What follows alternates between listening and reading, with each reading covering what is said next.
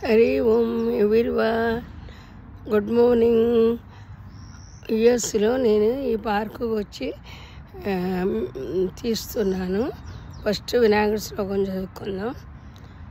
విఘ్నేశ్వరాయ వరదాయ సురప్రియాయ లంబోదరాయ సకలాయ జగత్తితాయ నాగాననాయ సుతేజ విభూషితాయ గౌరీసుతాయ గణనాథ నమో నమస్తే. మీకు భోజనం చేసేటప్పుడు భగవద్గీతలు ఏ శ్లోకం చదవాలో తెలుసా? ఫస్ట్ కార్తీక దామోదర అనుకోవాలి. భగవద్గీత చిన్న పాదం చదువుకున్న కార్తీక మాసంలో మంచిదమ్మా. నేను రోజు నాకు తెలియదు కొన్నాళ్ళ దాకా అది భగవద్గీతలో శ్లోకం అనేది తెలియదు. మేము పిల్లలకి స్కూల్లో అన్నాలు పెట్టేటప్పుడు చెప్పేవాళ్ళం అన్నమాట ఈ శ్లోకం.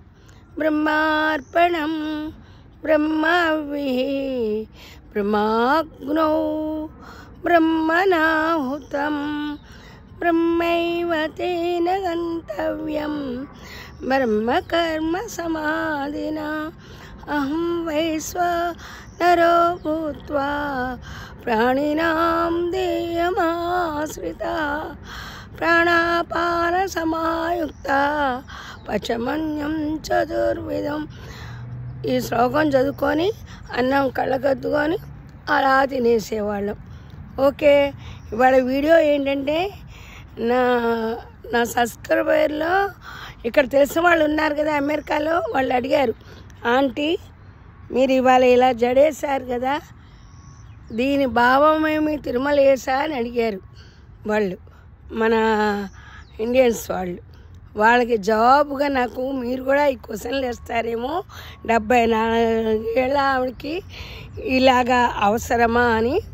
కానీ నా ఉద్దేశం ఏంటో తెలుసా, బెంగళూరు వాళ్ళకి చెప్పాను ఇదివరకు ఒకసారి అడిగితే, ఇక్కడ వాళ్ళకి చెప్పలేదు కదా.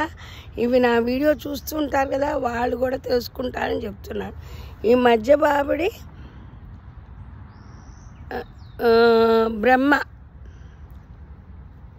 నా భావం ఏంటంటే ఇదో పాపిడి తీసుకున్నా కదా, ఇలా 3 పాపిళ్ళు వచ్చేట్టు ఎందుకు, ఇదో పాపిడి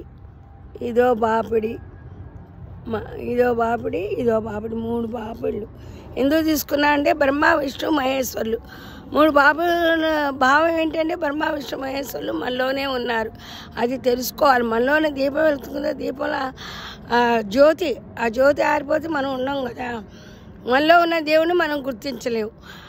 అందుకని ఇలా చేస్తుంటే ఒక్కొక్కసారి అడిగితే నా దేవుని నేనే గుర్తుంచుకుంటాను అనుకుంటాను.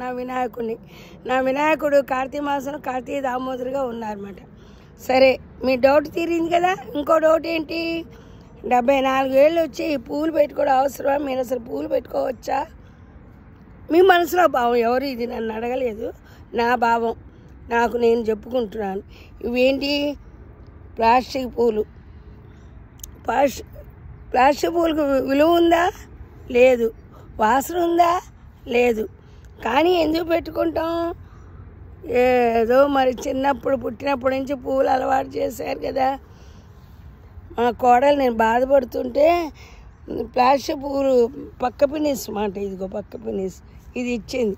అప్పుడు నాకు ఐడియా వచ్చింది ఏంటంటే, నేను కూడా ఊలుతో ఫ్లవర్స్ అల్లుతా కదా, ఇలా చెయ్యొచ్చని.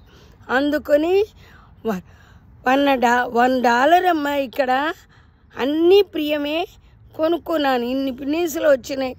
అక్కడ ₹10 పిన్నీసులు, ఇక్కడ $1కి వచ్చింది. ఏం చేస్తాం. ఇంకా ఇంత చిన్న బొమ్మ గిఫ్ట్ ఇచ్చారు మా మనవాళ్ళు.